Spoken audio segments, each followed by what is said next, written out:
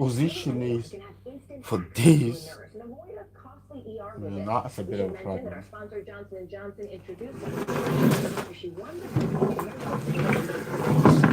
Workout. Yeah, welcome back. Thank you. Um, I'm Savannah Sellers. I'm Kate Snow. let's You're try and watching work out. NBC News Daily.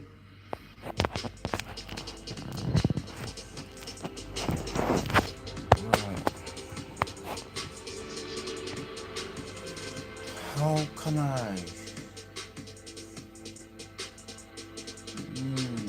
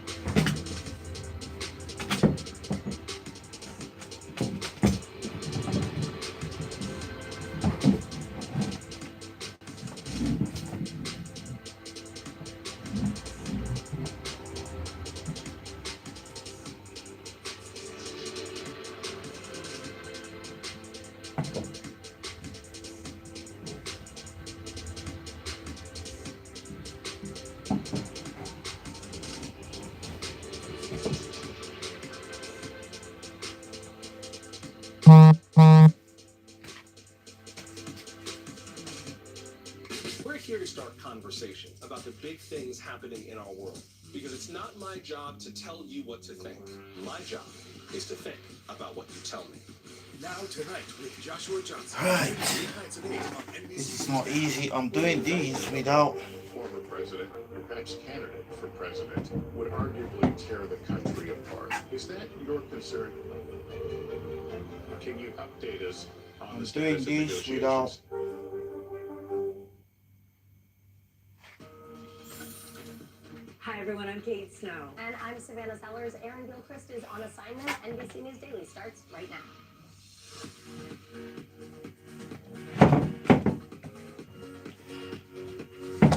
Never Today, done this Tuesday, before. November 1st, 2022, facing a judge, the man charged with attacking House Speaker Nancy Pelosi's husband. I'm literally Jim doing Ford these this without afternoon. the manual. Who knew the Yeah. suspect are saying, plus how Paul Pelosi is recovering. Breaking news, rapper killed. A member of the Grammy-nominated group Migos shot to death at a Houston party. The new details emerging at this hour. Final countdown, 1 week until Election Day. The high-profile political players trying to rally midterm voters from coast to coast.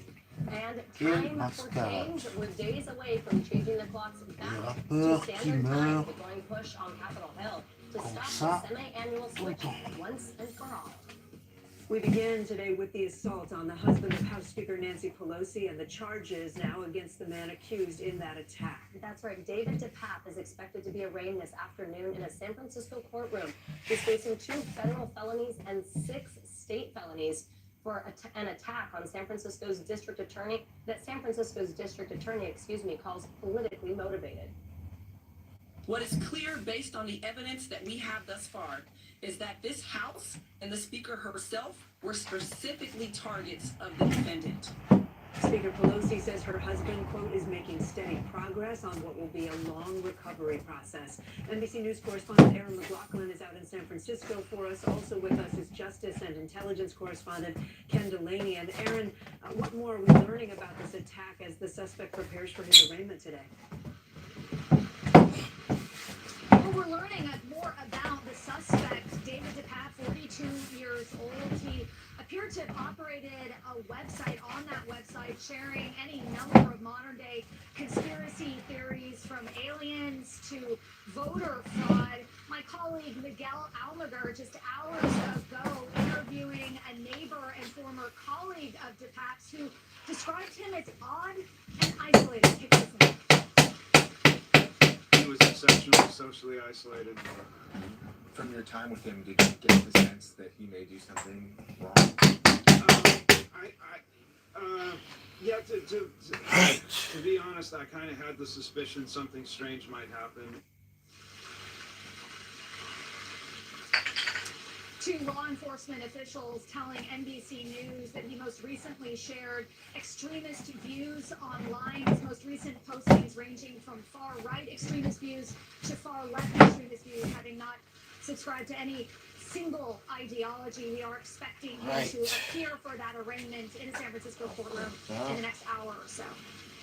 And Ken, let's bring you in here. Walk us through just how serious these charges are here and what sort of punishment the suspect could ultimately face. Extremely serious. Savannah is among the charges in state court are attempted murder, burglary, false imprisonment of an elder. The state charges collectively carry a term of up to life in prison.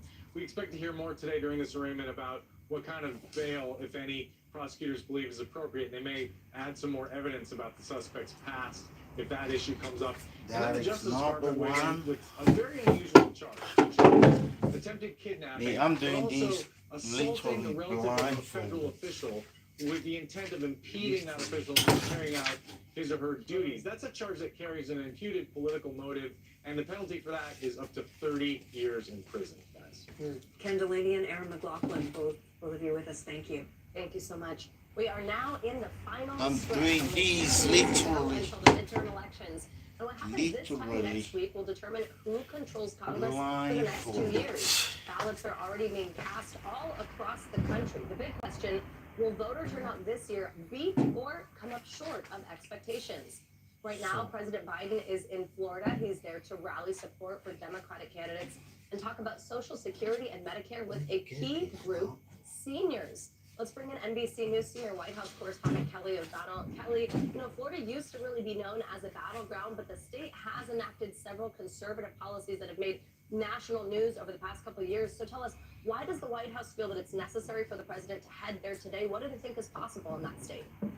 Well, it has been swinging more toward a red state, but the president's purpose is to speak from Florida to a wider audience and talking about issues that he thinks will play out in the midterm elections around the country. Namely, he believes that his policies and those of Democrats will be more in line with what he thinks voters will need when it comes to Social Security and Medicare and protecting those important entitlements compared to plans that have been talked about by Republicans, namely Senator Rick Scott, a Republican of Florida, who is also in charge of running the campaign team for Senate Republicans, trying, part of his task is to try to win the majority for Republicans for the Senate. So the location matters in that way. Trying to figure out how to install.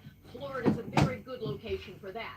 So the president is trying to argue that this is a choice election, not a referendum, not simply a reflection on have you been happy with the last 2 years of President Biden in charge in the White House and Democrats in control on Capitol Hill, but a choice about what policies will be going forward. And on those important entitlements, the president is making a case that he thinks Democrats are the better choice. That's his mission today. Hey, Kelly, while I have you, I do also want to ask you about the president's approval rating. You're not going to be polling here, but it's ticked up. What piece has to go first? According to the latest NBC News poll, 45% of voters approve Don't of have the that job. luxury. He's doing 52% disapprove, again up a little bit from earlier in the summer. How's the White House looking at those numbers right now? Well, they certainly want to look at anything that reflects positively, and at the same time, they will often say they don't look at all of the polls. What they are saying is things like stats that we're finding on early voting, which often reflects Democrats who go out early and cast their ballots in early voting. That's robust in a lot of places around the country. They hope that's a positive sign for Democrats. That's the view from people around the president. All right, Kelly O'Donnell, thank you so much. Right. The Parkland school shooter is facing his victims' families in court today before going to prison for the rest Kind of of his have an life. idea Day one of the sentencing hearing for Nicholas Cruz wrapped up earlier this afternoon. He will be formally sentenced tomorrow.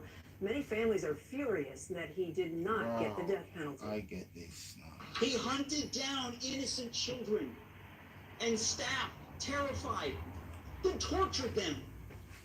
Blew their heads apart like a water balloon and enjoyed it. He is a sociopath that does not deserve to live amongst us. NBC's Sam Brock is outside the courthouse in Fort Lauderdale. Sam, many families were really not happy about the life sentence. So that was definitely a common thread that we've heard all day, Kate. Also, just the simple inhumanity. What we heard from a teacher who risked her life and was injured on that Valentine's Day was, you don't know me, but you tried to kill me. Monster, creature, animal. Those were the sorts of words that those family members were using when they finally had the opportunity to directly confront the murderer here, because previously there were victim impact statements, Kate, but they couldn't talk about certain things, including the sentencing.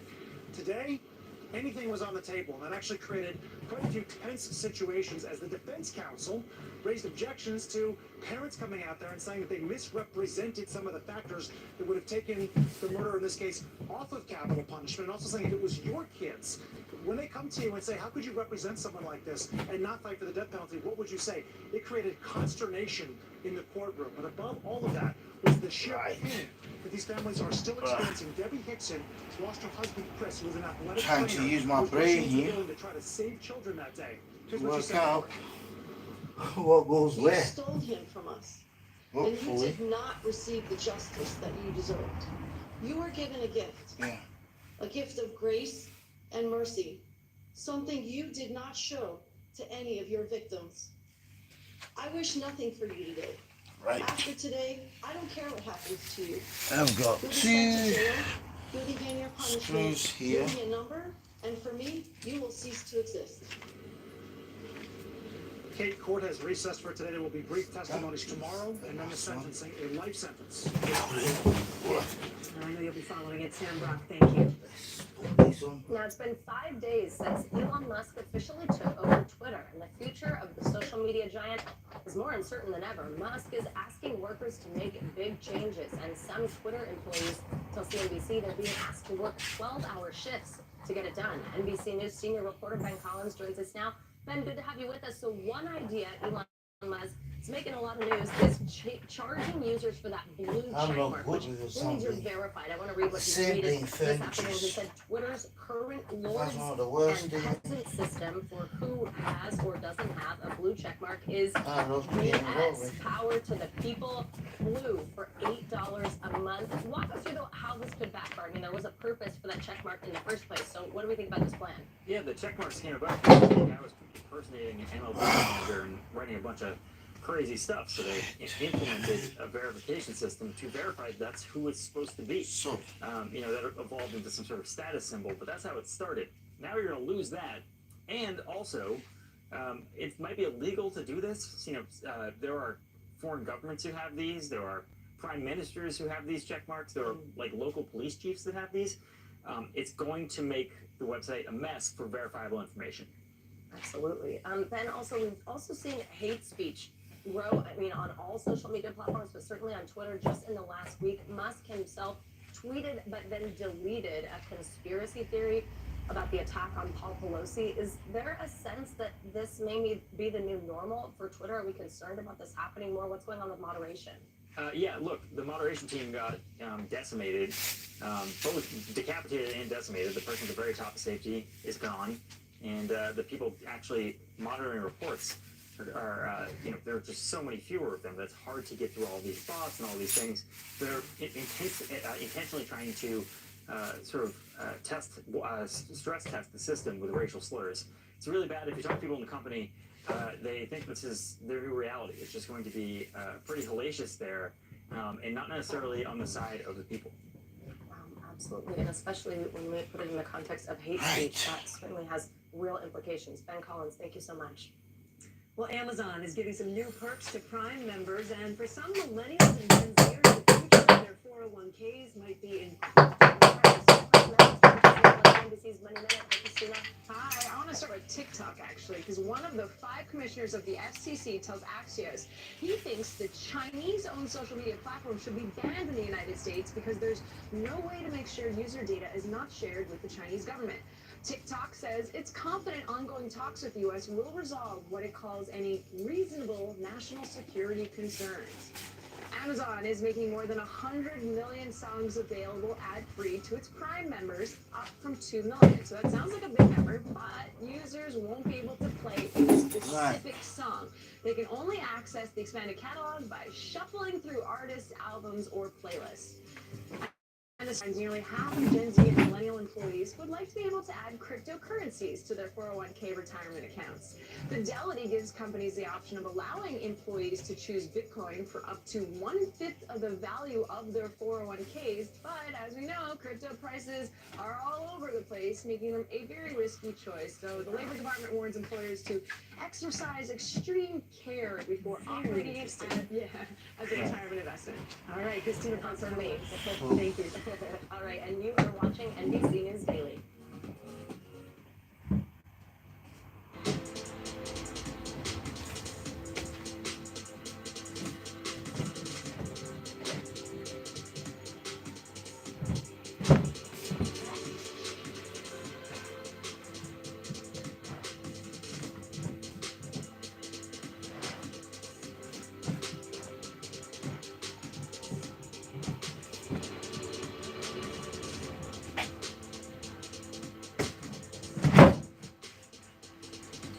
Right.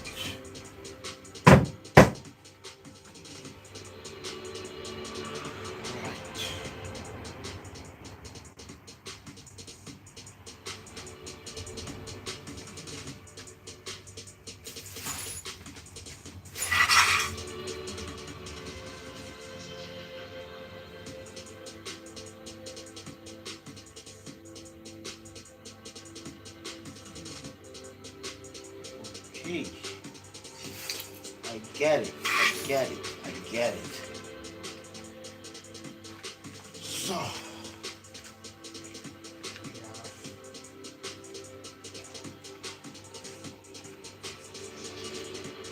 This piece here. That's back where you put your cables.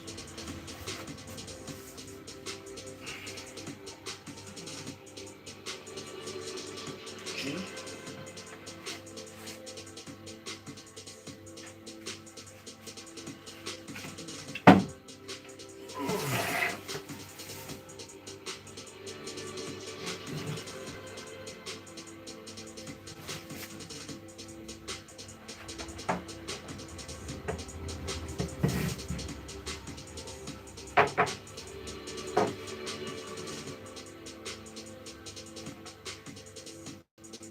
Live from Ukraine, from Uvalde, Texas, from Mayfield, Kentucky. To cover the news, you have to be in it. This is how so many towns and cities are protecting themselves. You can actually see they're pushing the gates open. Was there a school officer on campus? That's what we've been told. No, do you remember any tornado as bad as this one? You look at this and you're thinking, we're not going to have power for weeks, if not months. Right. Every night, it's your news playlist. Top story with Tom Yamas. Weeknights at 7 on NBC News Now. How did that go, Ben? How? How do you get to bend that? We're following breaking news that's stunning the music world. A member of the hit group Migos is dead after a shooting at a Houston bowling alley. Takeoff, whose real name is Kirshnik Ball, was attending a private party when shots were fired. He was one of 2 members of the rap trio at the event. NBC News correspondent Morgan Chesky is outside police headquarters in Houston for us. Morgan, thanks for being there for us. So we're expecting a press conference from police at some point this afternoon. What have you been able to learn so far about the shooting? Yeah, Savannah, details still coming in as we speak. That press conference from police expected here in about 45 minutes, and we're hoping to learn significantly more about this overnight shooting that happened at a bowling and billiards club just a few minutes from police headquarters where we are right now. The police department has yet to positively identify this shooting victim overnight as Takeoff. However, the attorney for the music group Migos did put out a statement a short time ago. I want to read you just a portion of what it says. He, in fact, did confirm this tragic news writing in part, Takeoff was not only a brilliant musical artist with unlimited talent, but also a uniquely kind and gentle soul. He will be greatly missed now and always. Now, as for what authorities have said, is that gunfire rang out around 2:30 this morning at this billiards and bowling club. That's where we understand that 2 of the 3 members of Migos were gathering, Quavo and Takeoff. But we still don't know if there's a suspect named or a motive in this case, and that's what we're hoping to find out from police in just a few minutes. Savannah? Morgan, also there's been an outpouring of tributes on social media. It's just everywhere. What are people saying online? Right. Well, they are, of course, grieving the loss of this young star. I just want to share some of the tributes that have been pouring in online. We heard from Gucci Mane, who shared that, and also Khloe Kardashian, who shared, "This is so sad. May God cover everyone who is in pain. These senseless acts have got to end." Ja Rule, rapper, writing, "Rest in peace, Takeoff. This has to stop. Sending love to family and friends." And we also heard from other musicians, everyone echoing the sentiment of this tragic loss that we're hoping to find out much more about. Savannah? We'll be watching. Morgan Chesky, thank you. Well, Jewish leaders across America are sounding the alarm about a rise in anti-Semitism. More and more hateful messages are appearing everywhere, from online forums to outside football stadiums. And a warning right now, the messages in this report are disturbing. Here's NBC's Tom Costello. For many Jewish Americans, the hate message scrolling across the Florida-Georgia football game and a building in Jacksonville were flashing warning signs. Anti-Semitism is spreading. The Kanye West tweets, the banners hanging over freeways in Florida and California. In a rare joint statement, the universities of Florida and Georgia denounced the messages, saying, "We are proud to be home to strong and thriving Jewish communities, and we stand together against hate." The New England Patriots owner even ran a PSA during Sunday's games, urging all Americans to stand up to Jewish hate, as anti-Semitic content has surged on Twitter after Elon Musk, who emphasized free speech, took full control. Use of the N-word also jumped 500%. I think that the narrative that that hate speech is free speech, it's sort of winning out right now on these platforms. The Anti-Defamation League reports 1,431 hate incidents so far this year, more than 2,700 last year. By comparison, 10 years ago, there were 927. Senior Rabbi Sue Shankman says members of her congregation in Washington are worried. I've had people talk about the potential of moving elsewhere, where there might not be anti-Semitism outside of this country. Would they go to Canada? Fellow Americans who are hoping that their country, their neighbors, will stand by them. I support and will protect your child, and I hope that you would do the same for mine. And still ahead, why lawmakers are split over the future of daylight saving time. You're watching NBC News Daily.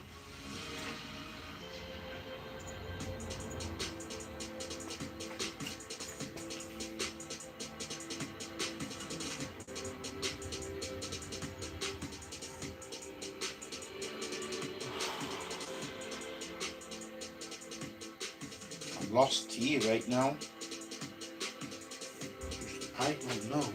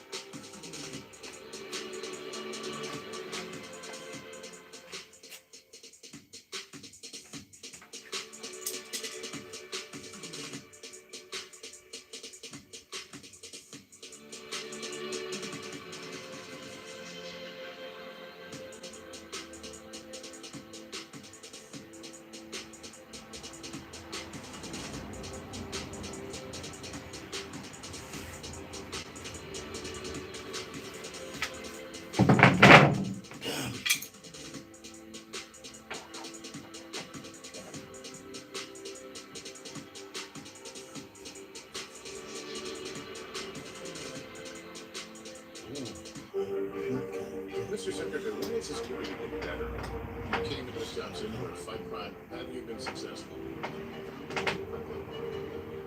Can you update us on the status of negotiations? We're here to start conversation about the big things happening in our world, because it's not my job to tell you what to think. My job is to think about what you tell me. Now Tonight with Joshua Johnson, streaming weeknights at 8 on NBC News Now. So talking about your salary in the office, that used to be totally taboo. But now younger workers are not only willing to share salaries, but encouraging it. CNBC's Julia Borstein explains. Do you like it? I love it. Hannah Williams runs Salary Transparent Street. She asks random strangers a very personal question. I'm a cybersecurity.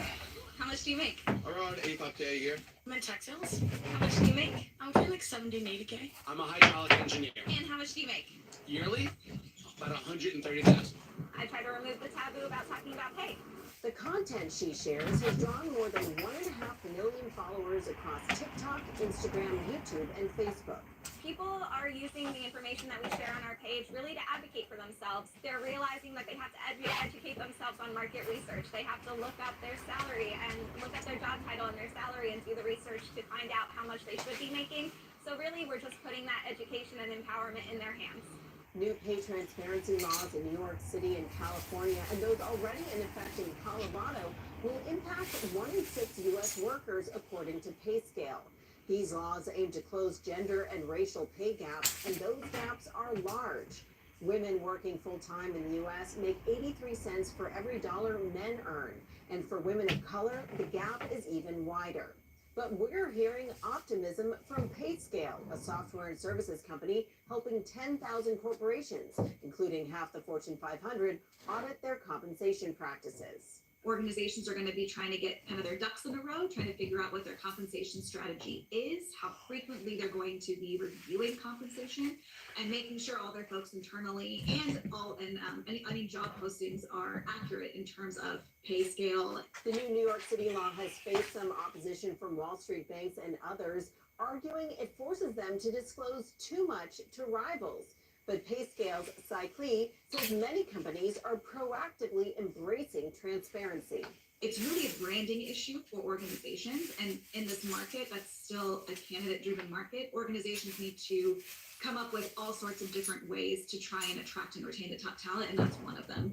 Gen Z and younger millennials expect greater transparency from their employers. How much do you make? They're talking more about their salaries, and the taboo is disappearing. Thank you so much. This was wonderful. Very interesting conversation. Our thanks to Julia. Now, anyone who lives in an old home knows they can be drafty, leaky, and chilly, and that's not exactly energy efficient. Well, one startup is offering a clean solution, and the answer is in the air. CNBC correspondent Diana Olick has been looking into this for us. Hey, Diana. Hey, that's right. Leaky air ducts and walls are the single largest reason for wasted energy in our homes, contributing both to energy costs and to climate change. Typical systems can lose between 25 and 40% of the heating or cooling energy put out. Enter AeroSeal. We have made it easy to seal any leaks in the building, whether it's in HVAC ducts or in the building envelope.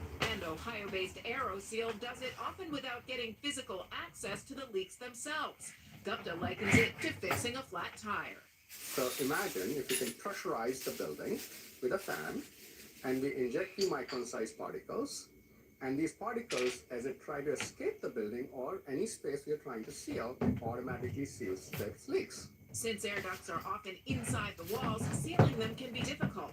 But this technology does it from the inside, working through the ducts without ever cutting into a wall.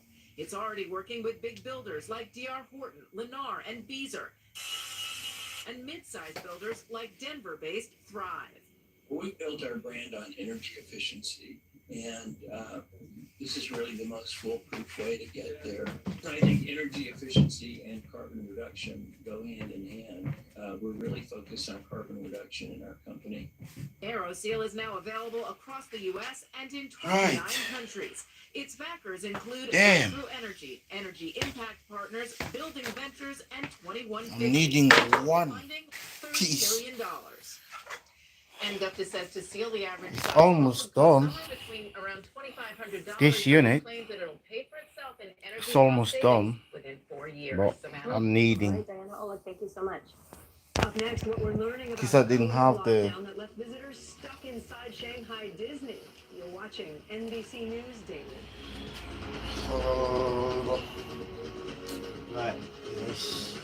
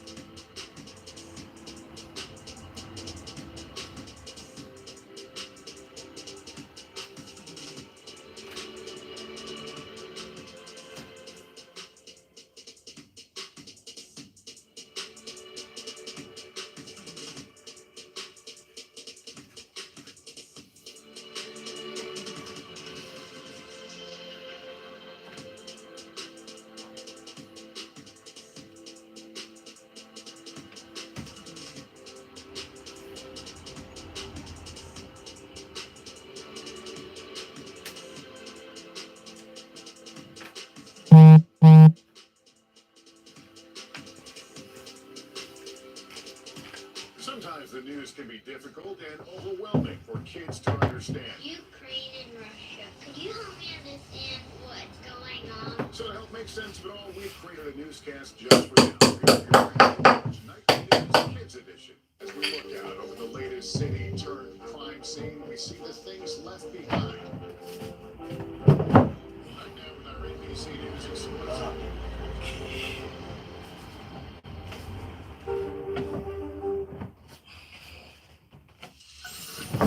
Bottom of the hour now, here are some of the stories making headlines on NBC News Daily. We have breaking news in New Jersey. At least 2 police officers were shot in Newark by a suspect who was reportedly armed with a long gun. Police responded around 2 this afternoon. Preliminary reports suggest the gunfire may have come from a roof.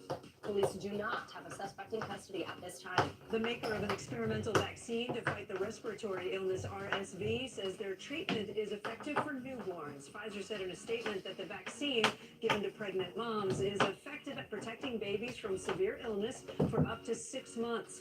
The company says it plans to submit its new data to the FDA by the end of the year. If it's approved, Pfizer predicts the vaccine could be available by 2024. And good news, for players, we have no new billionaires to tell you about today. No one hit all 6 numbers during last night's drawing, so the chances of the drawing tomorrow will surge to $1.2 billion. That's the second largest prize in Powerball's history. Wow. I know. I think maybe we need to go grab some tickets after this. So 7 days from today, the midterm elections, and with 1 week to go, political heavyweights are really hitting the campaign trail. 2 presidents and a vice president are visiting key battleground states today, with more stops planned later this week. In Georgia this afternoon, former Vice President Mike Pence is campaigning with the state's Republican governor. In Arizona, the candidates for governor are making their final appeals to voters in a race that's grown increasingly contentious. Our reporters are covering many of the important races across the country. Let's begin with NBC News correspondent Vaughn Hilliard. He joins us now from Phoenix. So, Vaughn, the race for Arizona governor is close. It is contentious. Republican Carrie Lake weighed in on the Paul Pelosi attack on the campaign trail last night. What did she say? Right. right, this is a Republican candidate who has closely aligned herself with Donald Trump, and I just want to let you hear her in her own words when she commented on the Pelosi's yesterday. Take a listen. It is not impossible to protect our kids at school. They act like it is. Nancy Pelosi, well, she's got protection when she's in D.C. Apparently her house doesn't have a lot of protection. But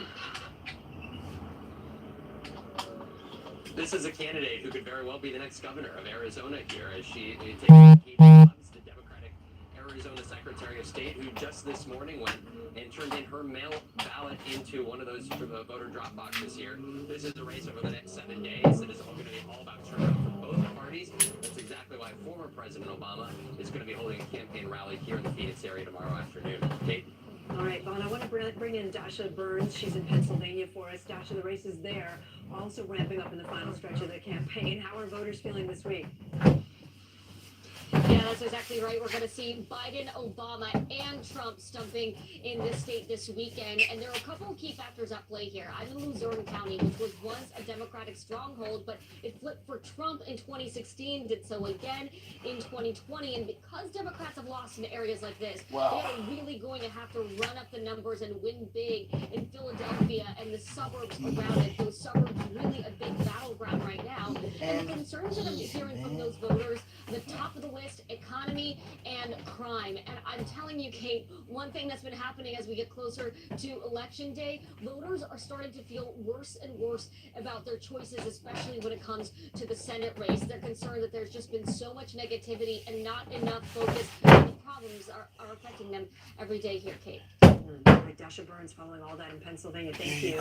Let's now bring in NBC News correspondent Blaine Alexander in Georgia. Blaine, good to have you with us on another tight race here. You've been following the closely watched race for governor. Former Vice President Mike Pence was just campaigning for Republican Governor Brian Kemp this afternoon. What did we hear there?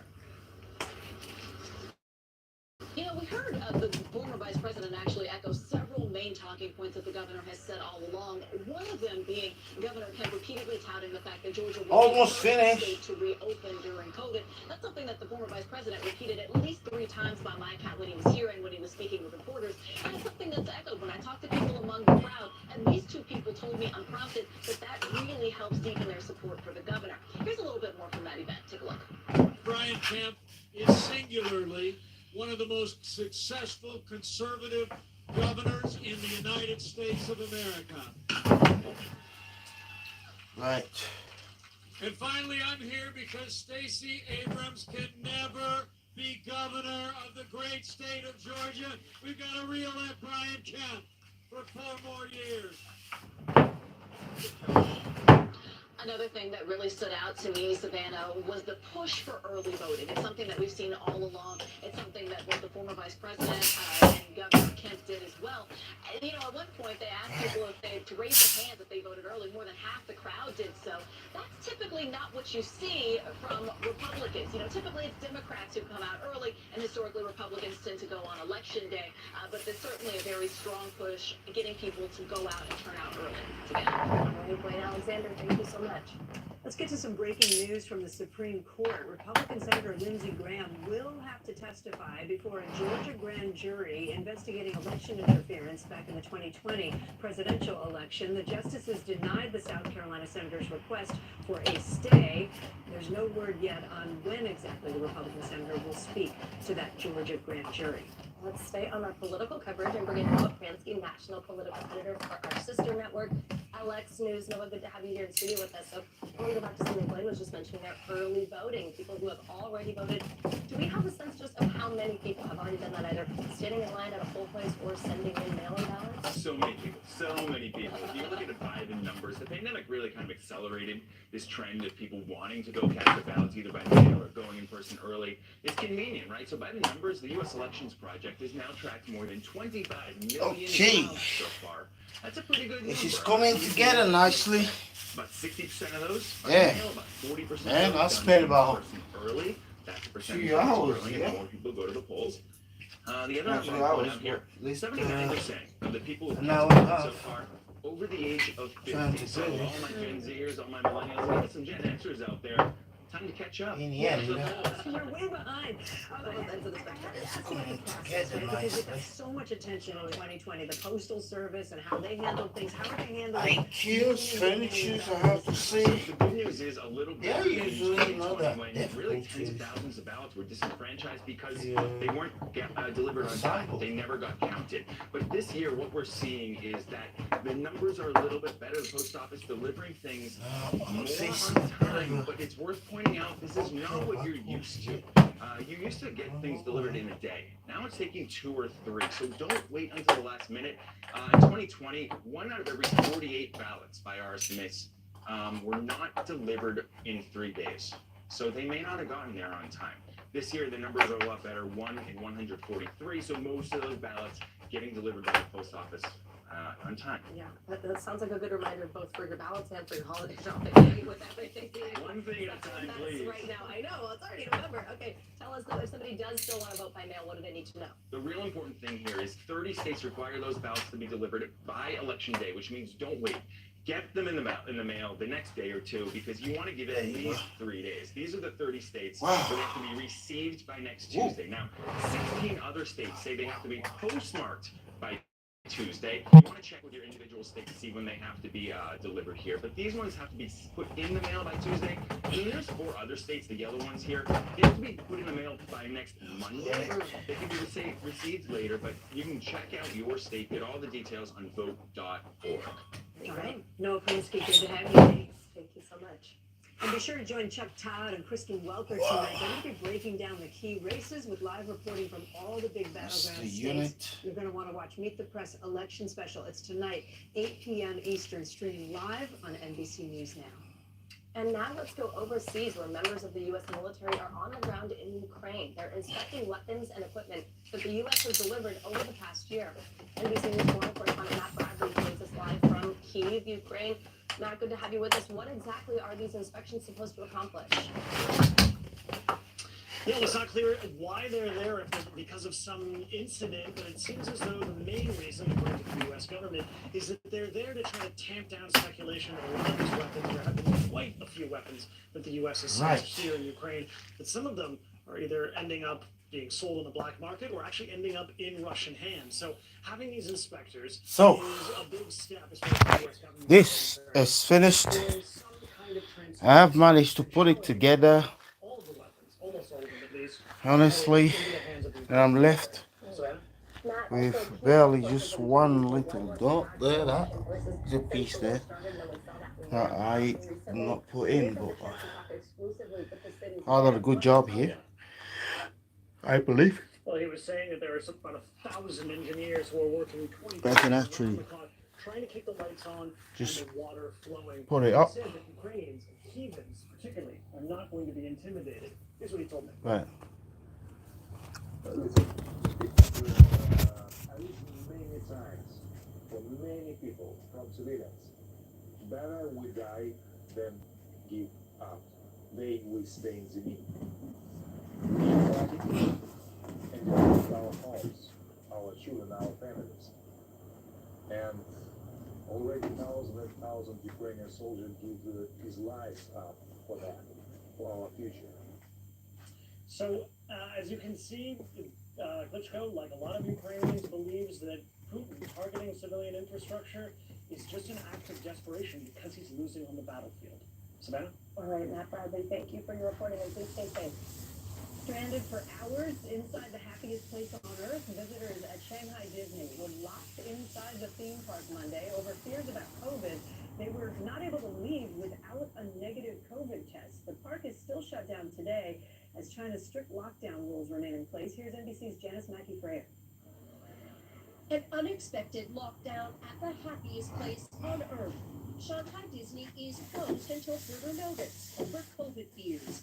20,000 visitors were barred from entering and leaving the theme park. Those already inside ordered to stay put until they could show a negative COVID test. Videos on social media here showing big crowds being held back near the park's exit. We've been waiting inside for quite a long time, said this tourist, adding it was nearly 10 o'clock when he got out. The same thing happened at Disneyland a year ago. And just last week, Universal Studios in Beijing was forced to close too. As much of the world is living with the pandemic, here, China's strict zero COVID rules still dominate daily life. In most cities, a test is needed every 3 days to go to work, school, or shopping. It's all controlled through a phone app. Scanning in leaves a digital footprint. And that can then be traced wherever you go. Yes. The constant restrictions taking a toll. Over the weekend, videos appear to show an exodus of workers from the Foxconn factory where most iPhones are made. The company announcing bonuses to get them back, but will quarantine 200,000 workers on site. While another video shows COVID-positive Foxconn workers wearing hazmat suits as they leave factory living quarters to be transferred to quarantine facilities. So not the worst place in the world to be stuck. A Disney spokesperson told NBC News that some rides and attractions did stay open while people waited. The park remains closed, though here lockdowns can end as abruptly as they start. Janice, that may depend on who you ask. Up next, the impact daylight savings time could have on your health. More NBC News Daily right after this.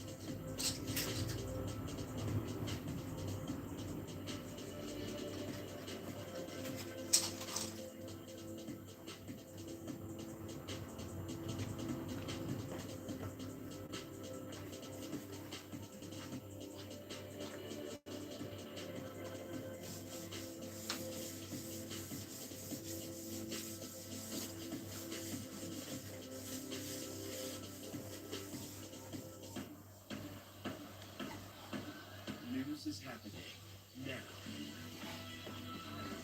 Look at what's making headlines around the world. Right now on Morning News Now. We're coming on the air with breaking news. And this is a significant moment. Whenever it happens, wherever you are, NBC News, streaming free now.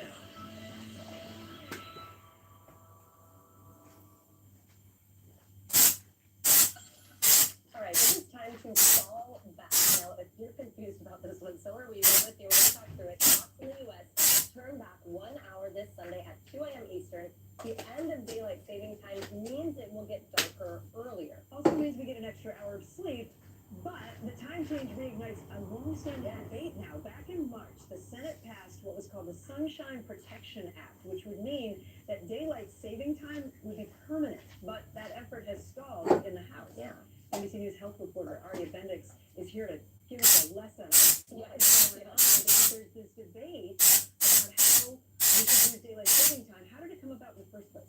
Yeah, so daylight savings was something that was invented during wartime to conserve expand working hours. So we first implemented it in the U.S. in 1918. It was short-lived. It wasn't very popular. Then we deferred back to states to sort of implement it at their discretion. We tried again in 1974 to make it permanent. Again, it failed because of some traffic accidents, sadly, among kids who are going to school in the early morning hours when it was dark. And now we're trying a third time to make it permanent with this House bill. Huh. Okay, yeah, so let's think about that. That's the Sunshine Protection Act that Kate mentioned. It's been unable to really gain its traction now among lawmakers. Can you walk us through, because I think the way you just put it, you're like, oh, okay, I agree with that. No, wait, I agree with the other side. Walk us through some of the pros and cons here. Yeah, so if you ask sleep experts, it's probably better for us to be on standard time because we want our body's internal clock to be synced up with the sun. So that means we produce hormones at the proper time, so we feel sleepy at night, energized during the day. That might lower our risk of obesity, diabetes, heart disease. But then some people argue we don't live our lives around the sun anymore, right? We're going to work later, we're driving home later. That means probably more traffic accidents. Kids can't really play outside because it's getting dark so early.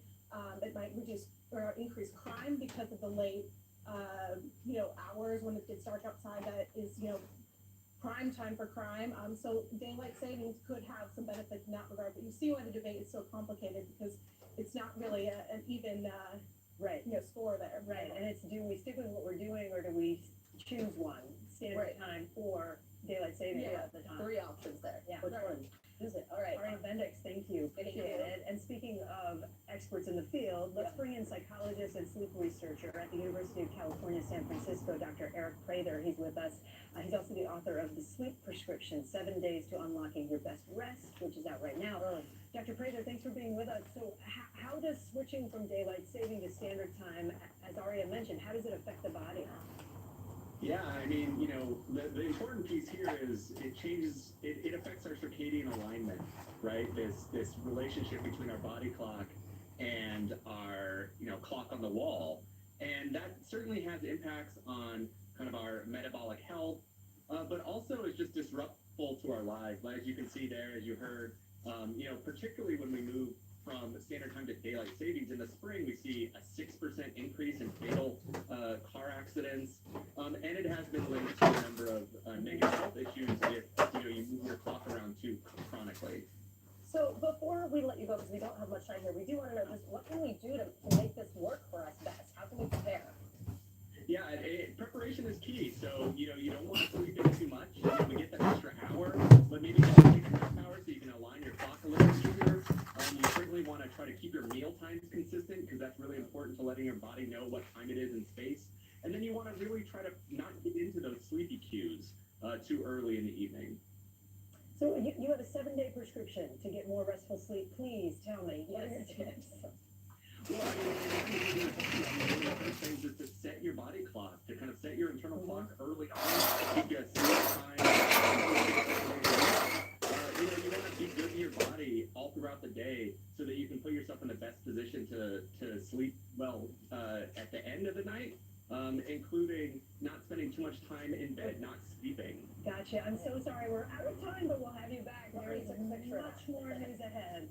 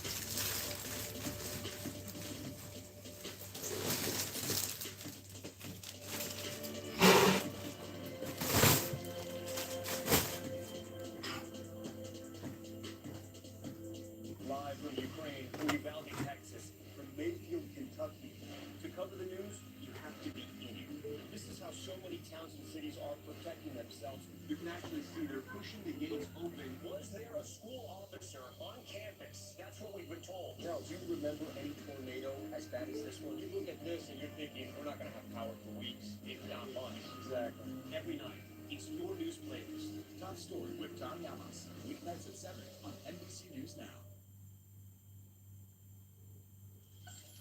Welcome back. It's been 54 days since King Charles replaced his mother as Britain's monarch, but already a new book is shedding light on his journey to the throne.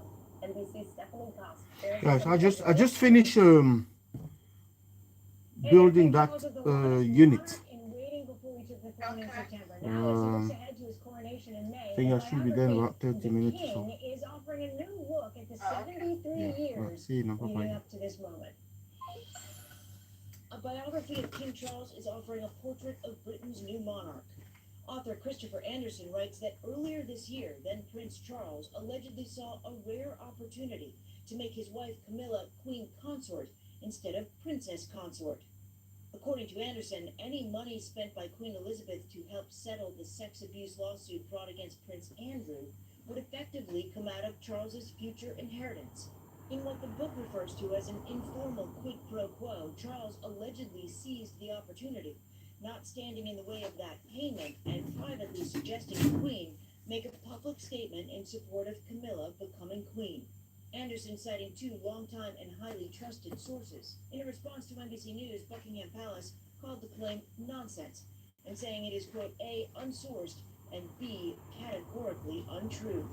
Anderson has covered the royal family for decades, writing multiple books, acknowledging important sources who he says agreed to cooperate only if they were permitted to remain anonymous. His latest book illustrating how King Charles grew into the monarch he is today.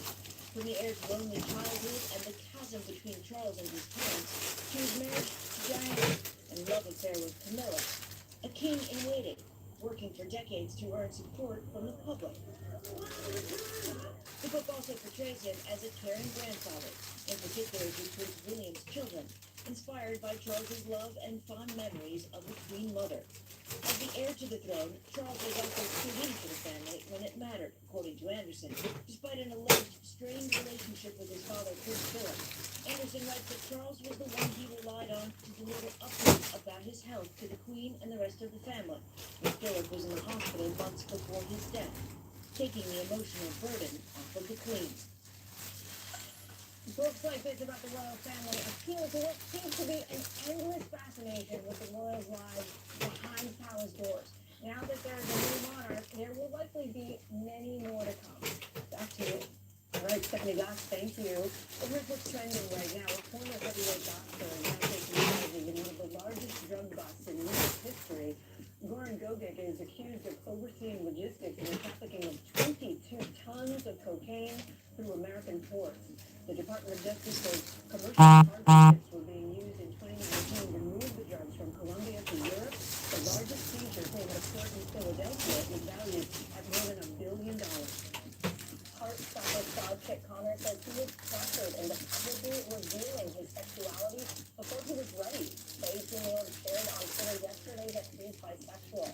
It came in response to claims that he was taking advantage of the LGBTQ community by playing a gay character without his sexual preference being known. The British Netflix series is known for its positive LGBTQ representation. Calling all Swifties. Hey, it's you. Taylor Swift is hitting the road. Me too. Next year, she's going to hit the road. 11-time Grammy winner says the tour is going to be a journey through the different musical eras of her career. The first leg is set for 27 shows at stadiums across the U.S. I'm sure New York is included for now. It will feature special guests including Paramore and Phoebe Bridgers. Oh my God, I love Phoebe Bridgers. International dates coming soon. I know. We're also hearing from Tom Brady for the first time since he split with Gisele Bundchen. The Tampa Bay Buccaneers quarterback did not mention his ex by name on his SiriusXM podcast. Instead, he tried to focus the conversation on his priorities moving forward. The good news is it's a very amicable situation, and I'm really focused on two things. Taking care of my family and serving my children, and secondly, doing the best job I can to put that in. When pressed about whether his personal issues have impacted his play, Brady said he's confident he can balance his home life and his job. Brady and Bundchen were married 13 years. their joint custody of their two children, who I really feel for right now. Yeah, oh, absolutely. All right, now, before we leave Halloween, let's just not something. We're at 30 Rock. We're already getting ready for Christmas. Here's the very first look at this year's Rockefeller Center Christmas tree. It'll be here a little bit later this season. And you're watching NBC News today.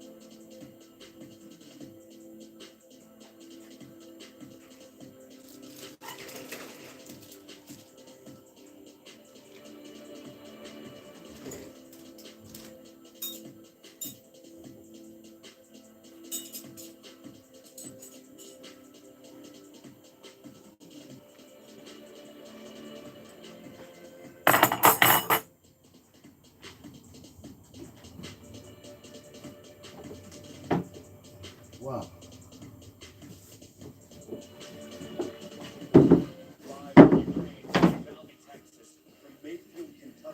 Heavy stuff. You have to be in it. This is how so many towns and cities are protecting themselves. You can actually see they're pushing the gates open. Was there a school officer on campus? That's what we've been told. Now, do you remember any tornado as bad as this one? You look at this and you're thinking, we're not going to have power for weeks, if not months. Exactly. Every night, it's your news players. Top story with Tom Yamas. Weeknights at 7 on NBC News Now.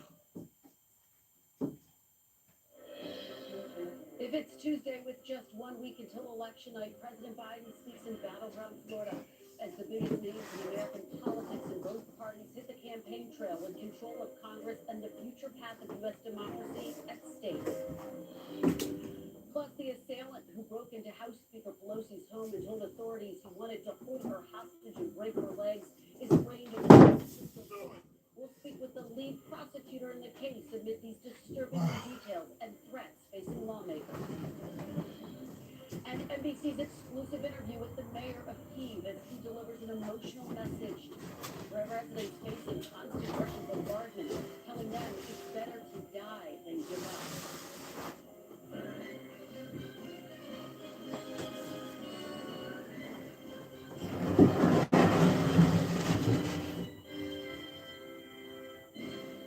Welcome to Meet the Press Now. I'm Kristen Welker, and we are exactly 1 week out from Election Day, as voters from all 50 states will head to the polls to determine control of Congress and the future course of American democracy. Roughly 25 million ballots have already been cast in early voting across dozens of states. States like Georgia are reporting record-breaking numbers, and with just 7 days to go, it's all about turnout, which is why the biggest names in both parties are now crisscrossing the nation in key contests that could be decided at the margins. Former President Barack Obama is in Las Vegas campaigning with Nevada Governor Steve Cicilline and Senator Catherine Cortez Masto. Republican Congressman Liz Cheney is crossing the aisle to stump for Democratic Congresswoman Elizabeth Warren in Michigan later today. Cheney also formally endorsed Democrat Tim Ryan in the Ohio Senate election today. And just a few moments ago, President Biden wrapped up remarks in South Florida ahead of a campaign event with the Democratic candidate for governor. The president hit on a lot of